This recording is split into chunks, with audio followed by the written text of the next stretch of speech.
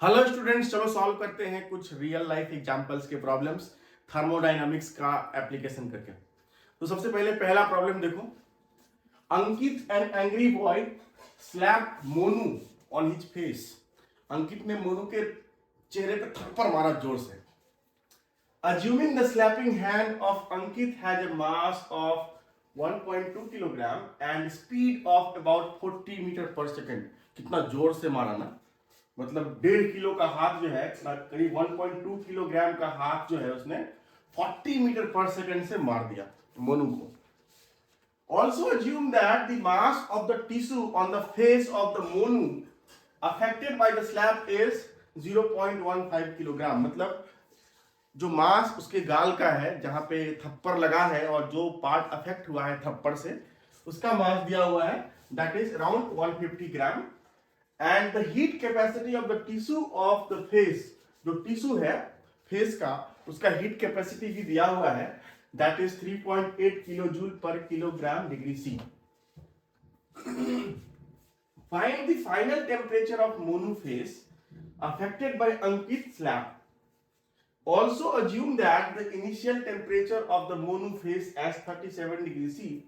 Clearly state all the assumptions. कितना मजेदार question है ना, कि अंकित ने जो है मोनू को मार दिया थप्पड़ बहुत तेज, और उसका स्पीड था हाथ का around 150 metre per second, sorry speed था 40 मीटर पर सेकेंड, और मास दिया हुआ है उसके हैंड का, और फिर जिस एरिया में थप्पड़ लगा है उसका भी मास दिया हुआ है, tissue mass and heat capacity, और फिर इनिशियल टेम्परेचर दिया हुआ है। तो जब हम किसी को थप्पड़ मारते हैं तो क्या आपने ध्यान दिया है कि उसका गाल लाल हो जाता है, और गाल लाल इसलिए हो जाता है क्योंकि सूज जाता है, वहां पे इतना जोर से इंपैक्ट पड़ता है कि यहाँ के टिश्यू सूज जाता है, और हीट ट्रांसफर भी होता है क्योंकि आपने थप्पड़ मारा है तो एक काइनेटिक एनर्जी का इंपैक्ट हुआ है। तो उस कारण से क्या है कि काइनेटिक एनर्जी जो है वो हीट में कन्वर्ट हो गया है, और जब हीट में कन्वर्ट हो गया है तो कुछ पार्ट गाल का जो है वो लाल हो जाता है। तो ये देखो, इसमें निकालना है मुझे कि what is the final temperature of Ankit face, sorry Monu face when initial temperature is 37 degree C. कितना इंटरेस्टिंग क्वेश्चन है ये। तो इसमें यह है कि क्लियरली स्टेट ऑल एजम्पशंस। तो इसको अगर सॉल्व करना है तो आपको बहुत सारे एजम्पशंस मानने पड़ेंगे। तो सबसे पहले एक फोटो बनाते हैं जिससे कुछ आइडिया लगे कि हो क्या रहा है। तो ये है लड़का मोनू, ये है मोनू। मोनू फोटो बनाने में थोड़ा मैं कमजोर हूं, तो ये हो गया मोनू, और इसको अंकित ने अपने हाथ से लगा दिया थप्पड़ बहुत तेज। इसका स्पीड दिया हुआ है 50, कितना दिया हुआ है 40 metre per second, 40 metre per second. और इसके हाथ का जो वेट है, mass of hand of Ankit is given as how much, 1.2 kg। And Monu का जो फेस है जहां पे थप्पड़ लगा, मान लो कि ये है गाल, यहां पे लगा थप्पड़ जोर से, इसका मास दिया हुआ है Monu face, mass is given as 150 gram, so 0.15 kg। And heat capacity दिया हुआ है सी, सी दिया हुआ है heat capacity, that is 3.8 kilo joule per kilogram and degree C. Initial temperature दिया हुआ है किसका, मोनू के फेस का, 37 डिग्री सी, जो हमारे बॉडी का टेम्परेचर होता है। एंड आपको निकालना है what is the final temperature of Monu face. बहुत इंटरेस्टिंग क्वेश्चन है। तो इसमें हमको कुछ अज्यूम करना पड़ेगा, कुछ कंसीडर करना पड़ेगा अगर हम क्वेश्चन सॉल्व करना है तो सबसे पहले clearly state all the assumptions. तो कुछ अजम्पशन मानने पड़ेंगे आपको। तो थर्मोडायनामिक्स पढ़ रहे हैं तो थर्मोडायनामिक एजम्पशंस मानने पड़ेंगे आपको। आप मान लो कि जो एजम्पशन है पहला, कि जो मोनू का जो फेस है जिसको थप्पड़ लगा है, उसका जो गाल है, और जो अंकित का हैंड है, दोनों को मिला के एक सिस्टम मान लो। इस पार्ट को मान लो थर्मोडायनामिक सिस्टम, और सिस्टम क्लोज सिस्टम मान लो, क्योंकि कोई मास ट्रांसफर तो हो नहीं रहा। थप्पड़ लगा है, ऐसा नहीं ना कि पानी निकल गया थप्पड़ मारने से, उसके ऐसा कुछ नहीं हुआ, या फिर ब्लड आ गया, ऐसा कुछ नहीं हुआ। ओनली आप मान लो कि क्लोज सिस्टम, ओनली जो है वो इंपैक्ट लगा है, ओनली एनर्जी ट्रांसफर मानो। तो इस पूरे को आप मान लो, इस पूरे एरिया को मान लीजिए आप एक क्लोज सिस्टम। और आप ये भी मान लीजिए कि इसके बाहर जो है वो है सराउंडिंग। और आप फिर ये देखिए कि आप जब इसको सिस्टम मान लिए तो आप ये मानिए कि जो काइनेटिक एनर्जी से जो इंपैक्ट हुआ है उसके गाल पे, मोनू के गाल पे, उस कारण से क्या हुआ है कि उसके गाल पे जो है वो टेम्परेचर उसका बढ़ गया है। मतलब कोई हीट ट्रांसफर बाहर नहीं हुआ, मतलब जो भी उसने काइनेटिक एनर्जी इंपार्ट किया उसको मारने के लिए, वो पूरी तरह से हीट में कन्वर्ट हो गया और इसके गाल का टेम्परेचर बढ़ गया, इसका गाल लाल हो गया, सूज गया। तो ये मान लो, मतलब जो हीट ट्रांसफर जो हो रहा है सिस्टम से बाहर, वो मान लेते हैं W। फिर और क्या मानोगे आप ये भी मान सकते हो कि जो गाल पे मारा है उसको, तो उसमें कोई एक्सपेंशन कॉन्ट्रैक्शन नहीं हुआ, मतलब सिस्टम जो है या उसके हाथ में भी कोई एक्सपेंशन कॉन्ट्रैक्शन नहीं हुआ। मतलब ये हुआ कि सिस्टम ने कोई मैकेनिकल वर्क नहीं किया, ये भी मान सकते हो आप। तो आप ये भी मान लो कि W इक्वल टू 0, जो उसने थप्पड़ मारा उससे कोई मैकेनिकल वर्क नहीं हुआ, ये भी आप मान लो, क्योंकि इस तरह का कोई डेटा दिया हुआ नहीं है, इस कारण से हमको मानना ही पड़ेगा कि वर्क जो है जो किया इसने इस पे, और सिस्टम से जो बाहर वर्क गया, मतलब सिस्टम ने जो वर्क किया सराउंडिंग पे वो 0, मतलब कुछ वर्क नहीं हुआ, जो थप्पड़ मारा उस कारण से सिर्फ टेम्परेचर बढ़ा। तो ये सब मान लो। तो आपने माना कि एक क्लोज सिस्टम है जिससे हीट ट्रांसफर नहीं हो रहा है और जिससे वर्क डन भी बाहर, मतलब सिस्टम ना सिस्टम पे हो रहा है ना सराउंडिंग पे हो रहा है, वो सिस्टम ना तो सिस्टम वर्क कर रही है सराउंडिंग पे ना सराउंडिंग वर्क कर रही है सिस्टम पे, मतलब सिस्टम और सराउंडिंग हम इसको हाथ और गाल को ही मान लिए हैं। तो वर्क यहां तो हुआ, लेकिन सिस्टम ने सराउंडिंग पे कुछ नहीं किया या सराउंडिंग ने सिस्टम पे कुछ नहीं किया, सिस्टम के अंदर ही जो हुआ सो हुआ। तो ये सब एजम्पशन मान लो और इमोशन को बाहर कर दो कि फिर इसके बाद क्या हुआ, उसने क्या किया, इमोशन को हटा देते हैं और सॉल्व करते हैं इस प्रॉब्लम को। तो हम क्या करेंगे, इस पे हम मान लो कि जब हम इस तरह का एनालिसिस करते हैं थर्मोडायनामिक्स में, तो आपको याद होगा कि जब हमने क्लोज सिस्टम के लिए first law of thermodynamics derive किया था, तो हमने लिखा था कि energy change of system plus energy change of surrounding equal to 0, because first law of thermodynamics यही कहता है कि energy can neither be created nor be destroyed, it can only be converted from one form to another form. When it appears in one form, simultaneously it has to disappear in another form. तो इसका मतलब ये हुआ कि जो system का energy change हुआ और प्लस जो सराउंडिंग का एनर्जी चेंज हुआ, उस दोनों का सम जो है वो 0 हो गया। अब जो है सिस्टम का जो एनर्जी चेंज हुआ वो क्या क्या हुआ, तो सिस्टम का जो एनर्जी चेंज हुआ वो आपका हो जाएगा चेंज इन इंटरनल एनर्जी, होगा ना चेंज इन इंटरनल एनर्जी,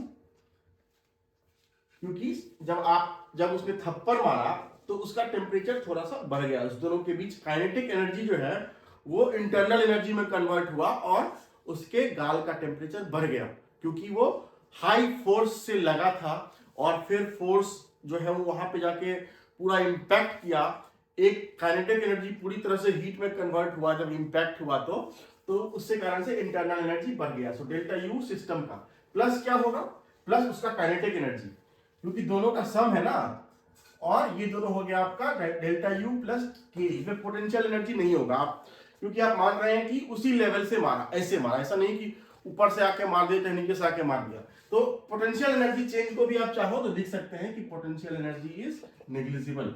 ये सब है एजम्पशंस। तो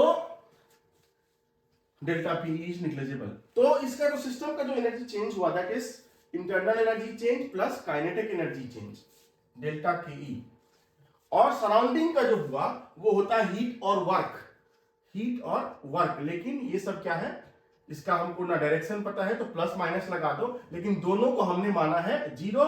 तो ये क्या हुआ आपका कि जो इंटरनल एनर्जी चेंज हुआ वो होगा minus of kinetic energy change, एकदम सिंपल, कोई दिक्कत नहीं। तो यही फंडा हमको लगाना है कि जितना काइनेटिक एनर्जी में चेंज हुआ सिस्टम के अंदर, उसका माइनस साइन वो इंटरनल एनर्जी के चेंज के बराबर हुआ। तो इंटरनल एनर्जी चेंज किसका हुआ, इंटरनल एनर्जी चेंज हुआ मोनू के गाल का, उसका टेम्परेचर बढ़ गया। तो वो कितना हो जाएगा, मोनू का जो गाल का मास कितना है, जो tissue mass of Monu face is given as how much, कहाँ गया भाई, हाँ 0.15 kg, 0.15 kg into C, internal energy mc/dt ना, so mc heat capacity is how much, 3.8 kilo joule. तो यहाँ पे मास लिए हैं, यहाँ पे किलो जूल लिए हैं, तो इसको 10⁻³ से मल्टीप्लाई कर दो, joule per kilogram into delta T, T final minus T initial. So what is T final, ये निकालना है आपको, और टी इनिशियल कितना दिया हुआ है 37 डिग्री सी, और ये किसके बराबर है, चेंजिंग काइनेटिक एनर्जी। तो ये हो गया आपका half mass of hand is mh, that is 1.2 into final minus initial. तो जब उसने हिट किया उसके गाल पे तो फाइनल स्पीड तो जीरो हो गया ना, जब यहाँ पे पहुंच गया तो जीरो माइनस इनिशियल कितना था इसका ये speed 40 square, 0 square minus 40 square. मतलब इसको अगर आप पहले इसका पहला स्टेप लिखना चाहें तो ये हो जाएगा mass of face into heat capacity into T F minus T I equal to minus of, and what is delta K, delta changing kinetic energy, half M U square, sorry initial kinetic, final kinetic energy minus initial kinetic energy. So final kinetic energy was 0 because half mu final square 0 है, minus half m u initial square। तो ये सब value हमने put कर दिया और इसको अब हम सॉल्व कर लेते हैं कैलकुलेटर से। तो ये क्या हो जाएगा, TF minus 37 and that is equal to half into 1.2 into 40 square, क्योंकि यहाँ पे माइनस है, यहाँ पे माइनस था पहले, तो ये दोनों कट के प्लस हो गया square, and divided by 0.15 into 3.8, ये दोनों टर्म जो है इस तरफ आ जाएगा। अब इसको हम कैलकुलेटर सॉल्व करते हैं, देखते हैं कितना आता है। यहाँ पे 10⁻³ से डिवाइड, तो ये हो गया आपका 12 into 1.2 into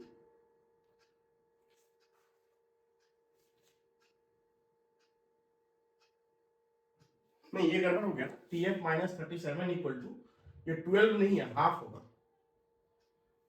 half into 1.2 into 40 square, हाँ, सो ये हो गया 1.2 into 40 square divided by 2 into 0.15 into 3.8 into 1000।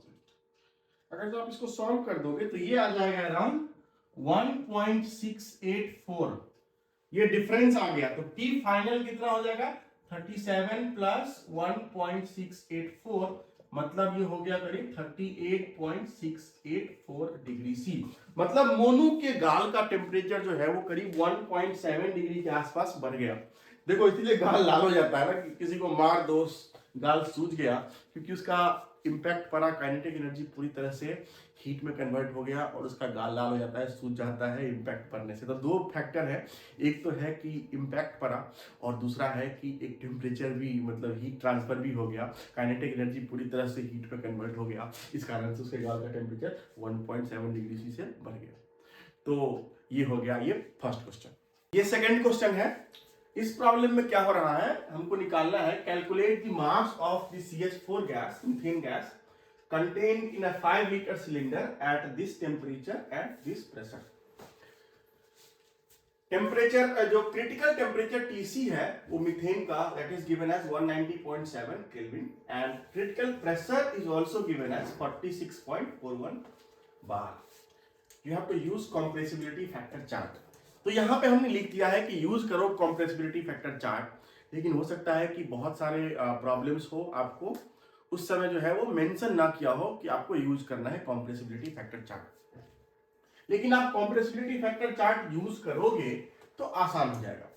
ऐसे लगाने के लिए तो आप ideal gas equation of state लगा सकते हैं, पीवी इक्वल टू एनआरटी, लेकिन आपको उससे जो है वो डेविएशन आएगा, इसीलिए हम उसको यूज नहीं करेंगे, हम यूज करेंगे कॉम्प्रेसिबिलिटी फैक्टर चार्ट।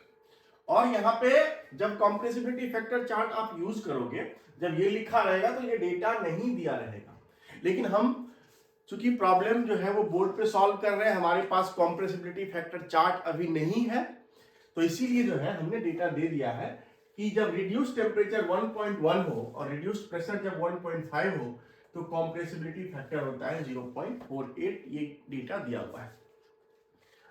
अगर ये डेटा नहीं दिया होता तो हम डायरेक्टली कॉम्प्रेसिबिलिटी फैक्टर चार्ट जो होता है, जिसमें Z versus PR and TR होता है, उसको यूज करके और हम फिर जेड का वैल्यू निकालते, उस चार्ट को देख के, और फिर हम उस प्रॉब्लम को सॉल्व करते। तो ये रियल लाइफ में कैसे कैसे एप्लीकेबल है। हम सब लोग सीएनजी स्टेशन जाते हैं अपने कार के इसमें सीएनजी टैंक में सीएनजी भरवाने के लिए। तो सीएनजी क्या है? Compressed natural gas, that is also a methane gas.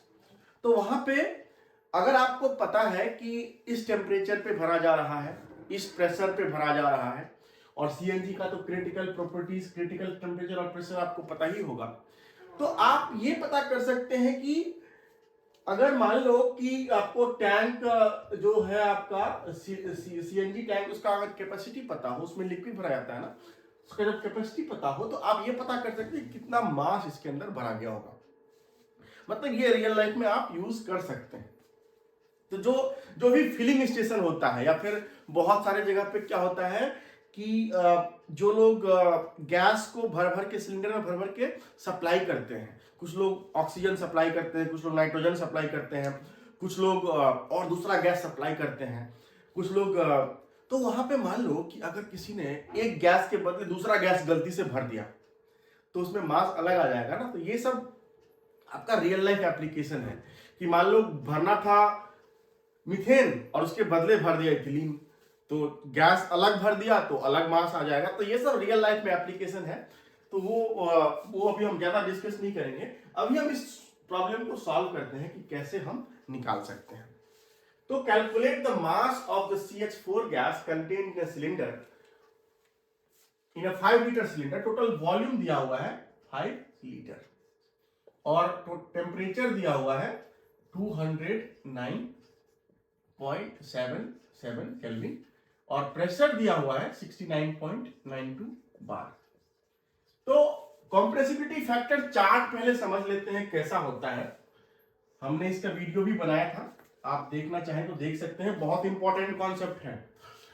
तो इसमें क्या होता है कि वाई एक्सिस पे आपका होता है जेड, और यहां पे होता है जेड इक्वल टू 1.0 पे, और ये होता है आइडियल गैस के लिए जेड इक्वल टू 1, लेकिन रियल गैस के लिए जो कॉम्प्रेसिबिलिटी फैक्टर होता है वो होता है इस तरह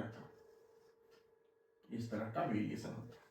इसमें होता है आपका रिड्यूस्ड प्रेशर वाई एक्सिस पे, सॉरी एक्स एक्सिस पे, और ये सारे वैल्यू होते हैं रिड्यूस्ड टेम्परेचर का वैल्यू, अलग अलग वैल्यू। मान लो TR equal to 1, TR equal to 1.2, TR equal to 1.5, इस तरह से अलग अलग वैल्यू ऑफ टीआर पे और पीआर पे आप जेड निकाल सकते हैं कॉम्प्रेसिबिलिटी फैक्टर चार्ट का। एक और थ्योरम है that is called as two parameter theorem of corresponding state. वो ये बताता है कि all the gases having same value of TR and PR, मतलब बहुत सारे गैस है आपके पास अगर, और उसके अगर रिड्यूस्ड टेम्परेचर और रिड्यूस्ड प्रेशर अगर सेम है तो उसका जो कॉम्प्रेसिबिलिटी फैक्टर है वो सेम होगा, और इसको कहते हैं two parameter theorem of corresponding state. तो इसका भी यूज होगा यहाँ पे। तो ये जो जनरलाइज्ड कॉम्प्रेसिबिलिटी फैक्टर चार्ट है, इसीलिए उसमें क्या होता है कि हर गैस का, ये किसी एक पर्टिकुलर गैस का नहीं होता है जनरलाइज्ड कॉम्प्रेसिबिलिटी फैक्टर चार्ट, ये हर गैस का एक ही होता है, जेड पीआर और टीआर वाला जो कॉम्प्रेसिबिलिटी फैक्टर चार्ट होता है। तो उसमें ये कहा जाता है कि अगर कितने भी गैस हो आपके पास, किसी भी गैस का, अगर उसका टीआर और पीआर फिक्स हो जाए, दो चीज अगर फिक्स हो जाए तो उसका कॉम्प्रेसिबिलिटी फैक्टर अपने आप फिक्स हो जाएगा। मतलब कि मान लो कि ये पीआर इक्वल टू 1.5 है, ये 2 है, ये 1 है, तो अगर मान लो कि रिड्यूस्ड प्रेशर 2 फिक्स हो गया और रिड्यूस्ड टेम्परेचर 1 फिक्स हो गया, तो ये हो जाएगा जेड का वैल्यू। इस तरह से आप निकाल सकते हैं। अगर रिड्यूस्ड प्रेशर 1.5 है ये वाला, और रिड्यूस टेम्परेचर मान लो कि 1.2 है, तो 1.2 वाले, ये वाला 1.2 है ना, तो 1.2 वाले वैल्यू से आप जेड निकाल सकते हैं। तो कॉम्प्रेसिबिलिटी फैक्टर चार्ट का आप यूज करके रिड्यूस प्रेशर और रिड्यूस टेम्परेचर के वैल्यू से आप कॉम्प्रेसिबिलिटी फैक्टर निकाल सकते हैं। तो इसमें क्या है कि ये हमने दे दिया है, क्योंकि हमारे पास फैक्टर कॉम्प्रेसिबिलिटी फैक्टर चार्ट देखने के लिए नहीं था, इसीलिए हमने दे दिया है। तो सबसे पहले क्या करना है कि आपको अगर ये चार्ट यूज करना है या इस प्रॉब्लम को सॉल्व करना है, तो आपको जेड निकालना पड़ेगा, कॉम्प्रेसिबिलिटी फैक्टर निकालना पड़ेगा। So in order to find this compressibility factor, you need these two values. What is the value of reduced temperature and what is the value of reduced pressure? So let us find what is reduced temperature. So what is TR? TR is T by TC. So what is the value of T here? T is how much? 209.77. And what is TC? TC is given as 190.7. So इसको आप calculate कर लो. 209.77 divided by 190.7, so this is 1.1 exactly. ये set ही किया हुआ इस तरह से कि ये PR इक्वल टू 1.1 आएगा, और PR इक्वल टू होता है P by PC. So P is how much? 69.22 bar, and PC is, what is the value of PC given in the problem? 46.41 bar. इसको अगर करोगे तो ये आना चाहिए 1.5। और प्रॉब्लम में दिया हुआ है कि जब TR equal to 1.1, PR equal to 1.5, तो Z equal to 0.48. So for this PR and TR, Z at PR equal to 1.5 and TR equal to 1.1, Z का जो वैल्यू है वो निकल दिया हुआ है 0.48। ये नहीं दिया होता अगर हमारे पास कॉम्प्रेसिबिलिटी फैक्टर चार्ट होता तो हम कॉम्प्रेसिबिलिटी फैक्टर चार्ट का यूज करके भी इस वैल्यू ऑफ PR और TR पे अगर Z आप यहां से रीड करोगे तो वहां से आएगा 0.48 Z का वैल्यू। तो अब इसको यूज करके हमें करना है प्रॉब्लम सॉल्व। तो हम जानते हैं कि जो इक्वेशन ऑफ स्टेट होता है PV इक्वल टू ZRT, जहां पे जो V होता है वो होता है मोलर वॉल्यूम। तो यहां से आप इस इक्वेशन को यूज करके आप निकाल लीजिए कि मोलर वॉल्यूम कितना हुआ मीथेन का इस कंडीशन पे। तो Z is 0.48, R is 8.314, temperature is how much? Temperature is 209.77 and pressure is how much? 69.92 into 10 to the power 5, and if you solve this you will get 1.21 into 10 to the power minus 4. 1.21 into 10 to the power minus 4, and this is what? This is meter cube per mole, क्योंकि ये molar volume है जो हमने निकाला है, molar volume metre cube पर mole. तो अगर इसको लीटर में कन्वर्ट कर देंगे तो कितना आ जाएगा भाई? तो अगर हम इसको सिंप्लीफाई करें, Vm का जो वैल्यू आया है अगर हम इसको लीटर में कन्वर्ट करें तो 10 से मल्टीप्लाई कर दो, 10 से डिवाइड कर दो, तो this is 0.121 and into 10 to the power minus 3 meter cube per mole, and 10 power minus 3 meter cube is 1 liter, so this becomes liter, so this is 0.121 liter per mole। तो ये निकल गया आपका मोलर वॉल्यूम किसका? Methane का। तो इससे आपको क्या निकालना है? मास निकालना है, मास निकालना है। तो टोटल वॉल्यूम दिया हुआ है, सो आप नंबर ऑफ मोल निकाल लीजिए, तो क्या निकलेगा? Total volume by molar volume 0.121, क्योंकि ये 1 मोल का वॉल्यूम है, तो 1 मोल का volume into total number of mole equal to total volume. तो यहां से कितना हो जाएगा? इसको अगर आप कैलकुलेटर से कैलकुलेट करो तो ये हो जाएगा आपका 0.121, और वॉल्यूम है 5 litre, so 5 litre by 0.121 litre per mole, तो ये हो जाएगा 5 by 0.121 and this will be 41.32 मोल।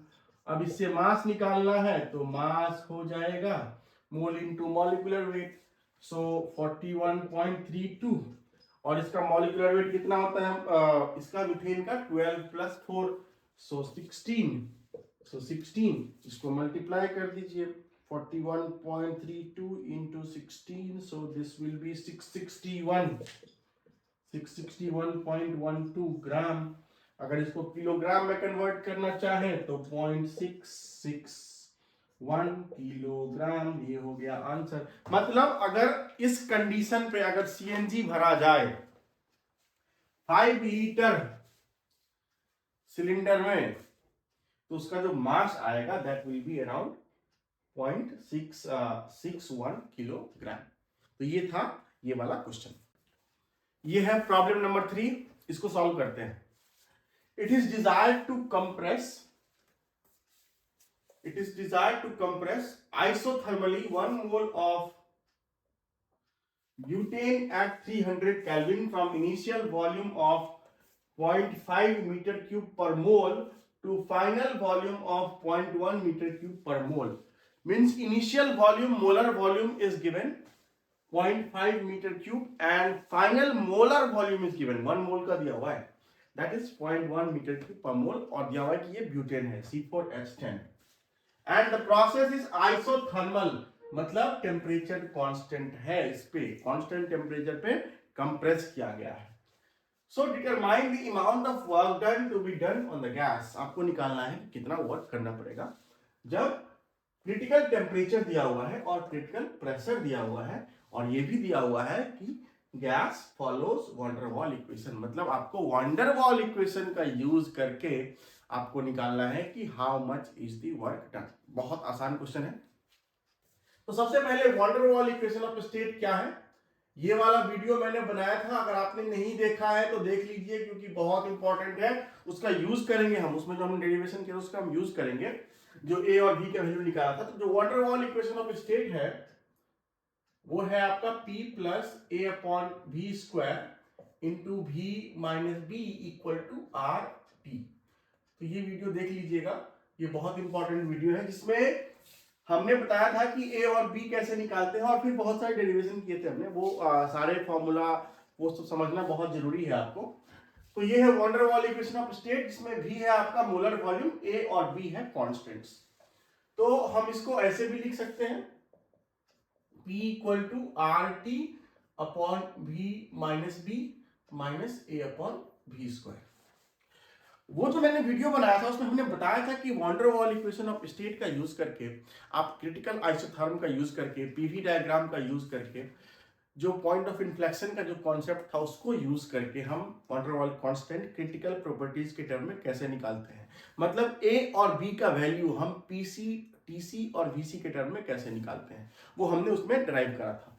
तो वो जो फॉर्मूला होता है वो आपको हमने ड्राइव करा था, मैं डायरेक्टली लिख रहा हूं। ए होता है 27/64 R² TC² मतलब अगर आपको टीसी और पीसी पता हो तो आप वैन डर वाल कांस्टेंट ए निकाल सकते हैं। और इसी तरह से जो बी होता है वो होता है RTC/PC, RTC/8PC होता है।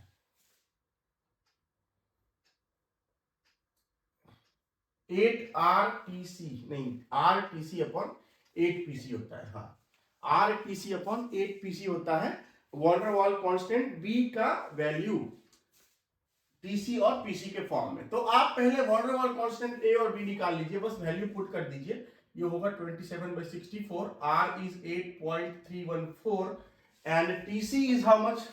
TC is given as 425.2 upon PC. PC is how much?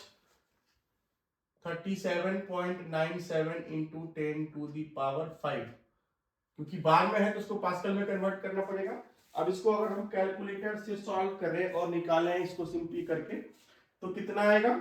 27 into 8.314 into 425.2 square divided by 37.97 into 10⁵। इसको निकालोगे तो ये 1.392। अब जो है बी का वैल्यू निकाल लीजिए 8.314 टीसी का वैल्यू निकला आपका कितना 425.2 upon 8 and PC is 37.97 into 10 to the power 5. अब इसको सॉल्व करो 8.314 into 425.2 divided by 8 into 37.97 into 10 to the power 5. So ये आएगा आपका 1.163 इंटू 10 टू द पावर -4 और ये भी आएगा SI यूनिट में। तो ये हमने A और B दोनों निकाल लिए। अब क्या करना है आपको, अब आपको ये वाला जो इक्वेशन हमने लिखा है वॉन डेर वाल इक्वेशन, इसको यूज करके हमको वर्क निकालना है। तो वर्क क्या होता है, वर्क हमेशा होता है integral P dV. So work done is integral of P dV. और देखिए आप ये जो है ना P, ये हमने निकाल लिया है यहां से, ये van der Waals equation of state से। और प्रोसेस आइसोथर्मल है तो टेम्परेचर कांस्टेंट है। एक चीज और मान लीजिए कि टेम्परेचर जो है वो भी है आपका कांस्टेंट। तो यहां से आप क्या कीजिए, इंटीग्रल लिख दीजिए और P के जगह पे लिख दीजिए R T upon V minus b minus a upon V square into d V. और ये इंटीग्रेट कहां से होगा, V1 से लेके V2 तक, क्योंकि यहाँ पे वेरिएबल टेम्परेचर और वॉल्यूम है इंटीग्रेंड के अंदर, लेकिन टेम्परेचर कांस्टेंट है, मतलब only one variable is volume. So now if you integrate this what do you get, RT is constant because process is isothermal, so R is already constant. Temperature is constant because it is isothermal, so RT will come out. So RT into dV upon V minus B minus A into 1 upon V square dV, और इसको integrate करना है V1 से लेके V2 तक। अब अगर आप इसको इंटीग्रेट करोगे तो ये हो जाएगा RT, और इसका इंटीग्रेशन क्या होगा, ये होगा ln v माइनस बी, और ये V1 से V2 है तो ये हो जाएगा ln V2 minus b upon V1 minus b और माइनस a, और इसका इंटीग्रेशन क्या होगा, v to the power -1 by -1, so minus minus plus, so 1 upon v, so a minus a into 1 upon V2 minus 1 upon V1। तो ये हो गया आपका, हाँ क्योंकि ये होगा माइनस ए तो माइनस माइनस प्लस हो जाएगा। तो ये हो गया आपका पूरा वैल्यू। तो सारे वैल्यू आप इसमें पुट कर दीजिए, आपका आंसर आ जाएगा work done 8.314। Temperature is how much, 425 नहीं 300 केल्विन, बिकॉज टीसी था ना वो, this 425 is TC, so temperature is 300 kelvin into ln, and V2 is how much, 0.1 meter cube, so 0.1 minus sorry this B, V2 minus B, so 1.163 into 10 to the power -4 divided by 0.5 V2 V1 minus 1.163 into 10 to the power -4 plus ए का value कितना है 1.392 into 1 upon V2 1 upon 0.1 minus 1 upon 0.5। तो सारे value put कर दीजिए और इसको solve कर दीजिए। 8.314 इंटू 300 इंटू ln इसका ब्रैकेट यहां नहीं लगाइए, यहां लगाइए, हो जाएगा कंफ्यूजन। हाँ अब ये वैल्यू पुट कर दीजिए इंटू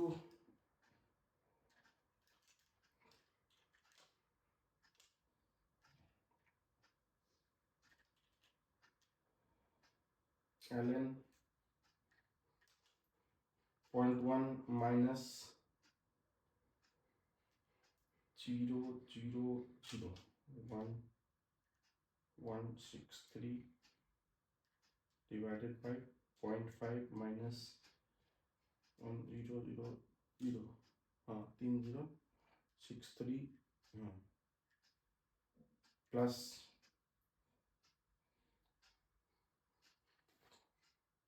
1.392 into 1/0.1 इज 10 और ये हो गया आपका 2, 8। देखते हैं कितना आता है। ये आ गया -4006 जूल। ये आ गया आंसर। आप इसको किलो जूल में कन्वर्ट करना चाहें तो माइनस अराउंड 4006 किलो जूल। ये हो गया आपका वर्क ऑफ कंप्रेशन, इस प्रॉब्लम का आंसर। कितना अच्छा क्वेश्चन है ना कि एक वंडर वॉल गैस को कंप्रेस कर दिया हमने और टेम्परेचर प्रेशर दिया हुआ था, क्रिटिकल टेम्परेचर क्रिटिकल प्रेशर दिया हुआ था, वॉल्यूम दिया हुआ था और उससे हमने ये वर्क डन निकाल लिया। तो ये हमने निकाला है wonder wall equation of state.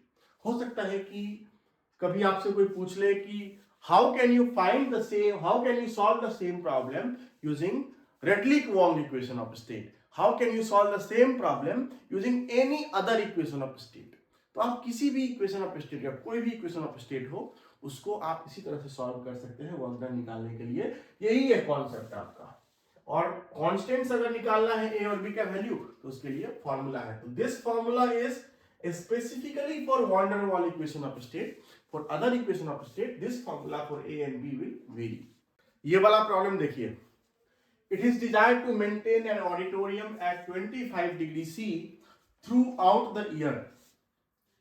It is decided to use a reversible device which can be used as a refrigerator in summer and a heat pump in winter.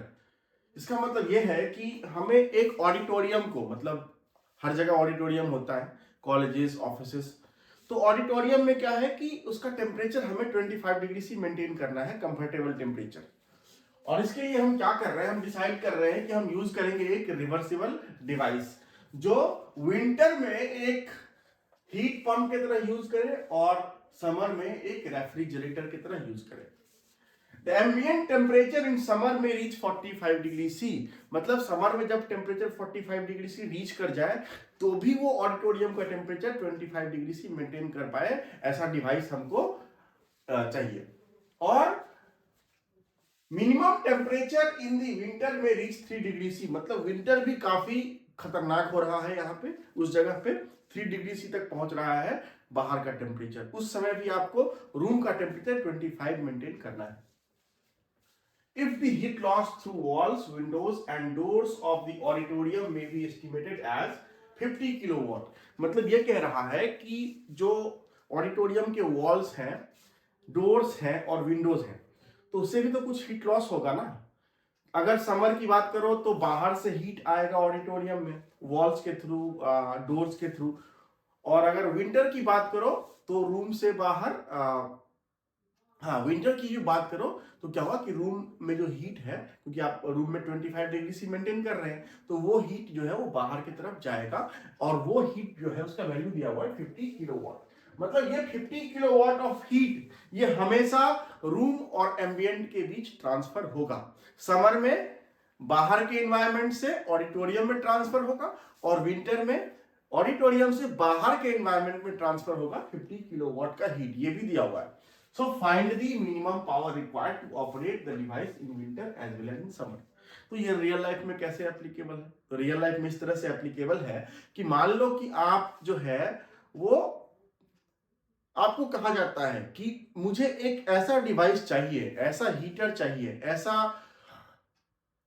ऐसा मशीन चाहिए जो समर में एज एयर कंडीशनिंग की तरह use करे और winter में वो एक हीटर की तरह यूज करे। ऐसा डिवाइस मुझे बनाना है और ऐसा डिवाइस मुझे खरीदना है, ऐसा डिवाइस मुझे चाहिए। और वो जो डिवाइस है वो एक ऑडिटोरियम में मुझे लगाना है और ये आपको दिया रहेगा कि उसका जो हीट लॉस होगा, जो हीट ट्रांसफर, क्योंकि एक मिनिमम हीट ट्रांसफर तो होगा ना एनवायरनमेंट के बीच और ऑडिटोरियम के बीच, वो दिया हुआ है। तो आपसे कहा जाएगा कितना वॉट का वो मशीन हम खरीदें, कितना मिनिमम पावर रिक्वायरमेंट होगा उस मशीन का, जिससे कि वो विंटर में एज अ हीट पंप काम करे और वही डिवाइस समर में एज ए रेफ्रिजरेटर और एज एन एसी काम करे। तो ये वाला क्वेश्चन बहुत इंटरेस्टिंग क्वेश्चन है, तो इसको चलो अब सॉल्व करते हैं। तो ये दो केस है, एक तो है विंटर का और एक है आपका समर का। तो हम एक लाइन ड्रॉ कर लेते हैं। एक तरफ लिखते हैं कि विंटर में क्या हो रहा है और दूसरे तरफ लिखते हैं कि समर में क्या हो रहा है। और फिर हम निकालते हैं कि दोनों केस में, समर में और विंटर में, ये डिवाइस कितना पावर लेगा जिससे कि वो समर में ऑडिटोरियम का टेम्परेचर 25 मेंटेन करे और विंटर में भी ऑडिटोरियम का टेम्परेचर 25 मेंटेन करे। ठीक है, तो पहले विंटर की बात करते हैं। तो विंटर में क्या होगा कि हमारा जो डिवाइस है, ये वाला डिवाइस है,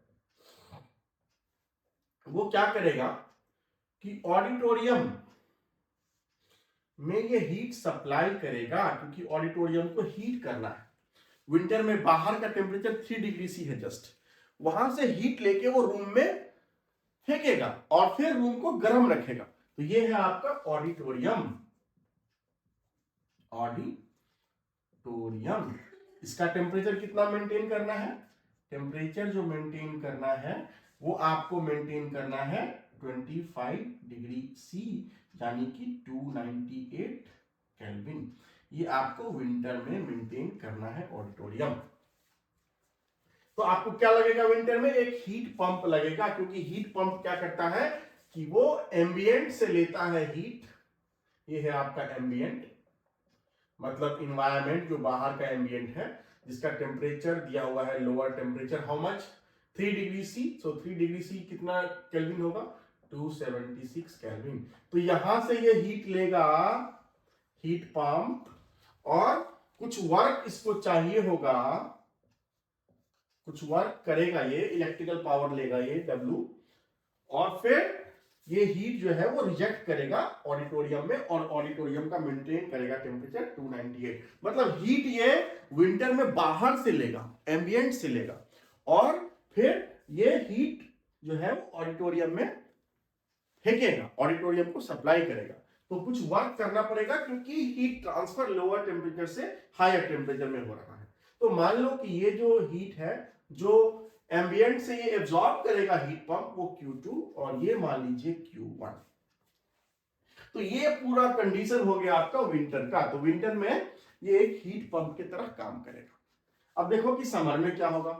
समर में क्या होगा कि मान लो कि ये है ऑडिटोरियम, फिर से ये है आपका ऑडिटोरियम। अब समर में क्या है कि बाहर का टेम्परेचर जो है वो ज्यादा है और ऑडिटोरियम का टेम्परेचर आपको कम करना है। इसका मतलब है कि ये क्या करेगा, ऑडिटोरियम से हीट लेगा, उससे हीट निकालेगा, और वो फिर काम करेगा एक रेफ्रिजरेटर की तरह। R stands for refrigerator, HP stands for heat pump. और फिर ये क्या करेगा कि ऑडिटोरियम का टेम्परेचर मेंटेन करेगा कम वैल्यू पे। तो T2 मान लो, क्योंकि T2 को हमेशा लोअर टेम्परेचर लेते हैं और T1 को हमेशा हायर टेम्परेचर लेते हैं। हमने यहाँ पे T2 लोअर टेम्परेचर एम्बियंट का लिया है 276, और हायर टेम्परेचर हमने T1 लिया है 298।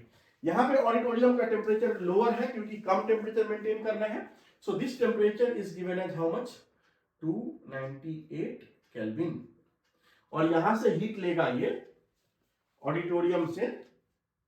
नहीं नहीं नहीं नहीं नहीं, ये नहीं है, ये तो T1 होगा बेटा, ये गड़बड़ हो गया।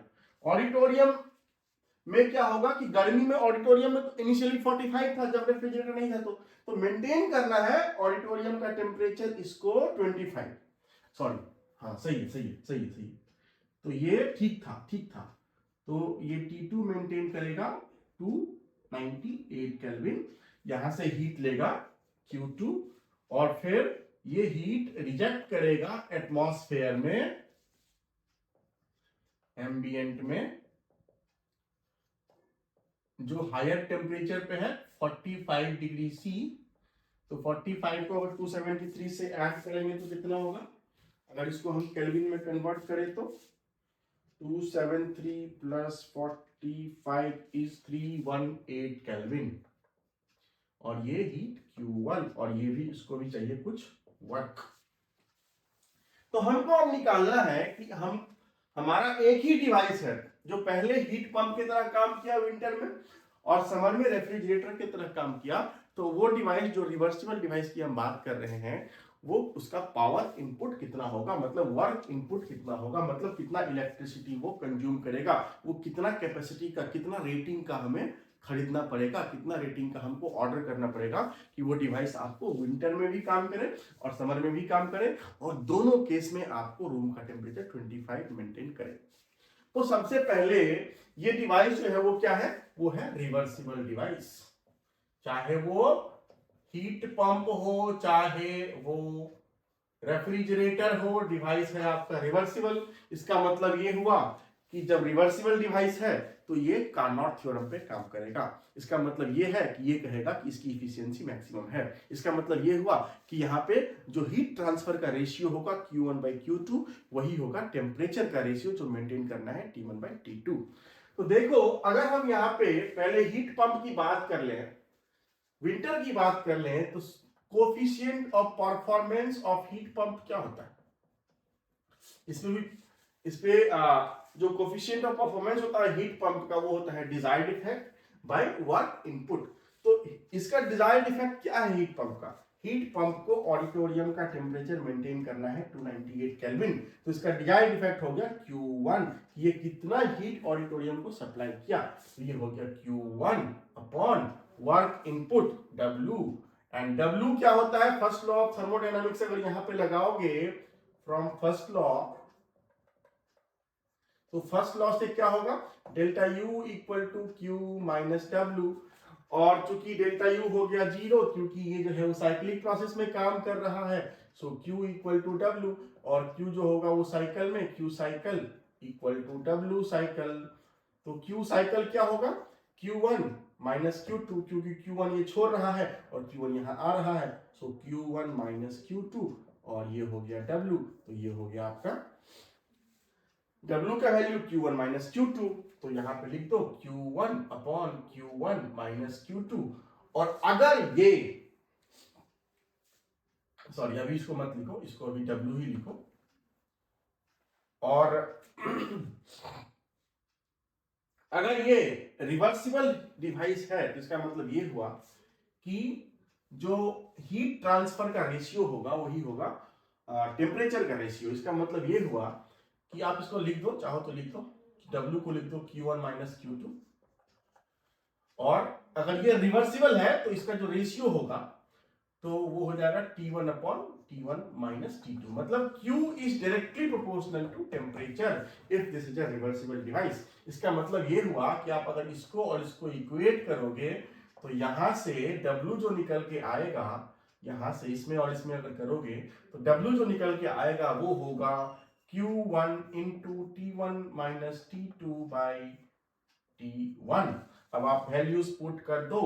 अब इसमें दिया हुआ है कि Q1 दिया हुआ है, देखो Q कैसे, क्योंकि ये दिया हुआ है कि if the heat loss through the walls, windows and doors of the auditorium is estimated to be 50 kilowatt. इसका मतलब ये हुआ कि विंटर में क्या हो रहा है कि ऑडिटोरियम से जो है वो 50 किलोवाट का हीट लॉस हो रहा है बाहर की तरफ, क्योंकि ऑडिटोरियम का टेम्परेचर आप मेंटेन कर रहे हैं 25 डिग्री सी और बाहर का टेम्परेचर है 3 डिग्री सी। तो अपने आप ऑडिटोरियम से ही बाहर के तरफ वॉल के थ्रू, उसके विंडो के थ्रू, उसके गेट के थ्रू, डोर के थ्रू जो है हीट ट्रांसफर होगा, दैट इज 50 किलोवाट। और इसी को मेंटेन करने के लिए, इसी को टेम्परेचर को T1 को मेंटेन करने के लिए जितना हीट बाहर सप्लाई होगा ऑडिटोरियम से एम्बिएंट में, उतना ही हीट कंटिन्यूअसली इस हीट पंप को इस रूम में सप्लाई करना पड़ेगा। इसका मतलब ये हुआ कि ऑडिटोरियम से जितना हीट लॉस बाहर हुआ एम्बिएंट में हुआ, उतना ही हीट जो है हीट पंप को ऑडिटोरियम में सप्लाई करना पड़ेगा और उसको टेम्परेचर 25 मेंटेन करना है। तो इसका मतलब ये हुआ कि Q1 जो है वो है 50 किलोवाट। तो आप Q1 इक्वल टू 50 किलोवाट यहाँ पुट कर दीजिए और सारे वैल्यू दिए हुए हैं।